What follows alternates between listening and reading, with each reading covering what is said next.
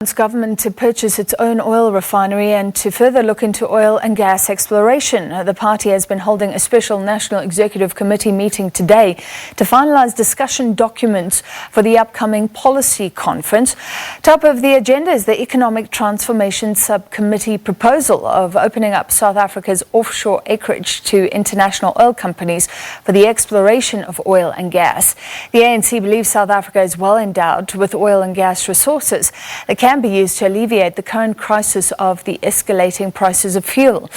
Government's Central Energy Fund, through ANC instructions, has also started negotiating with BP and Shell in order to purchase the SABC refinery, which has been on care and maintenance by the two owners. The ANC wants the Central Energy Fund and government to do a cost-benefit analysis, but states that such a deal would be beneficial for the wider South African economy. All right, so the NEC has been meeting today. This is the highest decision-making body between conferences. The party says this is to process policy discussion documents. On the table, that proposal around oil, also reportedly an idea that farmers be asked to donate land to black emerging farmers. The Sunday Times is reporting that the party also wants members to discuss which state-owned entities to keep, merge or privatize.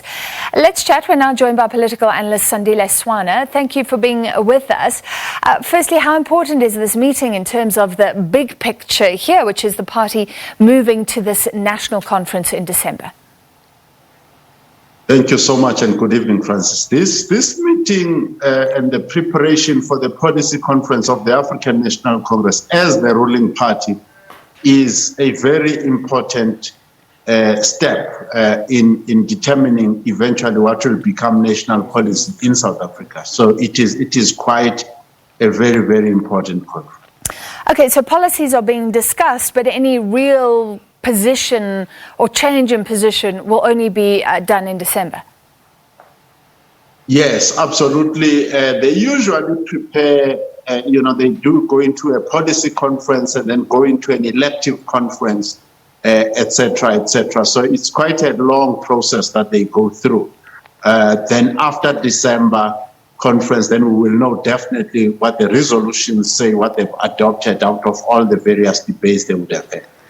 All right, let's see the reported policies that are on the table. What do you think about South Africa owning its own oil refinery? It sounds like a good idea, but why would Shell and BP put it on care and maintenance if it was so crucial? There are many debates around this. All I can say is that, there is a view around the world that actually we've reached a stage, perhaps in terms of human civilization or whatever you want to call it, that the countries that produce the oil must export the petroleum products. So the idea of having boutique or small refineries around the world is in some circles losing currency. But as you can see with what is happening right now with the war in Europe and other things like that, you do need to have your own energy security as a nation that is under your own control if you can. And the apartheid government did that very well by them. Yeah, and in the interim, we have sold off some strategic reserves, but we're trying to build those up. Can it all be done quickly enough to save the current situation? Surely not, but I guess this would be a future idea. Look, if you've made a mess in any field, you've made mistakes, you need to allocate enough time to correct whatever mistake. If it takes you 3 years, it takes you 3 years. If it's 10 years, it's 10 years. If it's 20 years, it's 20 years. There are serious mistakes that have been made in connection with our energy security in South Africa, including fuels, including electricity supply. There are many mistakes that still need to be corrected. Sandile, let's talk about the reported idea that farmers donate land to black emerging farmers. So presumably this would affect the big white commercial farmers. There is a searching for something to end the pain and resentment that has built up. Many are looking back saying maybe even Mandela's administration could have done more, asked for whites to give up more for the sins of apartheid. Some farmers are even apparently open to the idea of giving some land in return for certainty after that. Yes, out of hand, I would say this is to me, a wild idea. Really, is what can be regarded as a spurious idea, and it reflects the very idea that the ANC has, since for some time now, abandoned systemic thinking. In other words, they don't think about a system. Everything is a loose piece that is floating on its own. Having said that, I can speak about some of the things that I know. For instance, some of the most well-watered and fertile land is in the Transkei area of the Eastern Cape, not even the whole Eastern Cape. There is no agrarian revolution. There is no serious agricultural activity taking place. That land was never taken by apartheid. It has been in the hands of black chiefs and local people. They are not using it at all. The college, the agricultural college in Tsolo, cannot compete with any so-called white agricultural college. So black people, in taking over power in 1994, have not done much to prepare themselves to be serious commercial farmers in South Africa. And the state has not done much to develop serious and competitive agricultural skills in the black community. To then run around saying we want to give them land and do this and this is actually confusion. On top of that, Judge Dikgang Moseneke, Advocate Ncube Tobi, have all made the case that the laws that exist in South Africa permitted the ANC to conduct comprehensive land reform in South Africa without altering the constitution. And they have not done that. Now they are launching another wild smoke screen that is uncontrollable, something that is just a non-starter, a dud. All right, sure. You're not mincing your words. And the EFF has been saying for a while that the ANC has abandoned the idea of expropriation without compensation. Of course, those experts you spoke about would say they could have done that already. Are they moving away from that in its entirety? The idea of expropriation of land without compensation was never necessary. It was never called for. Even if you are black, even if you are a Pan-Africanist, black consciousness, whatever you call yourself, there was never a need for that proposal at all. That proposal was to waste people's time and to confuse the issue.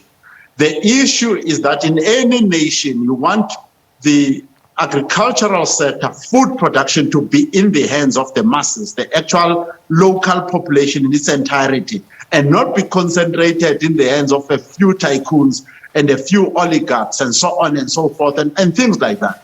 That has got nothing to do with black and white or anything. It has got to do with democratizing land ownership, food security, and so on and so forth. So the policy on land expropriation was wrong, totally 100% wrong in the first place. So the other problems you have there is that the ANC is very lenient in its policies and in its laws relating to land invasion. When we talk about land in South Africa, we are probably talking about anarchy right now. Sure. And you've said that this new policy won't make a difference either. I think you're pointing to something, and please listen to what COSATU spokesperson Sizwe Pamla said around state-owned entities. He said they've already agreed where there are duplications around SOEs, those should be cut down. So the question is, what becomes of past resolutions? He says it'll be wrong for the ANC to actually go back to that discussion as if it's opening up something new. And that's what you're suggesting around land, that these discussions seem to be reopened again and again. Yes, I mean, if we're to talk about privatization, we must distinguish a number of things.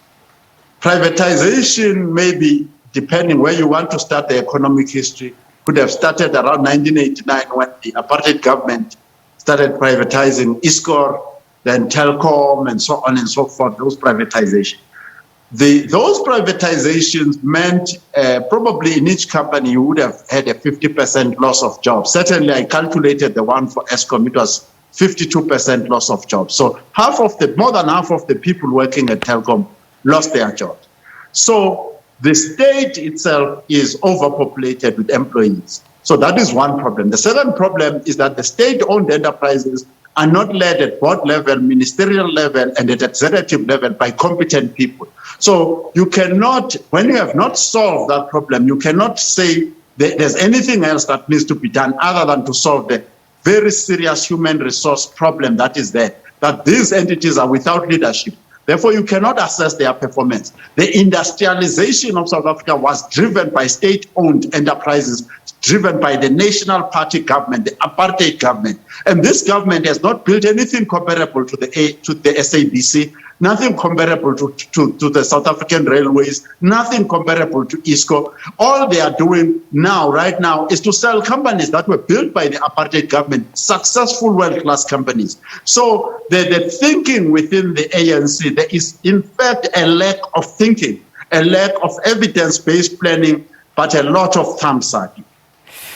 All right, very critical of these policies that are reportedly on the table. We'll see what emerges and goes towards that conference in December. Thank you so much for your time. As always, political analyst Sandile Swana. Thank you. Now, the ANC's elective conference in the Eastern Cape is finally set to take place in 2 weeks' time following its postponement. The sitting of the conference was impeded by the large number of disputes lodged about the manner in which branch meetings were being conducted. Some branch meetings were marred by violence in the Dr. W.B. Rubusana region and a related shooting incident in the Nelson Mandela region. It's a three-way contest for the chairperson position, with incumbent Oscar Mabuyane challenged by Babalo Madikizela and Mlibo Oboshiane. A total of 1,500 voting delegates are expected to cast their votes at the elective conference. The party declared that 91% of its branches are in good standing, surpassing the 70% threshold for a conference to sit. The previous conference in 2017 was a violent affair dubbed the Festival of Cheers. A number of delegates were injured back then. The provincial task team says this conference will not see a repeat of the violence. Certain that we have organized the national security and the security capabilities, working with also the security industry and other people that have technical capabilities so far as these matters are concerned. A recent court ruling in Mthatha also resolved the step-aside issue for one of the candidates for provincial office.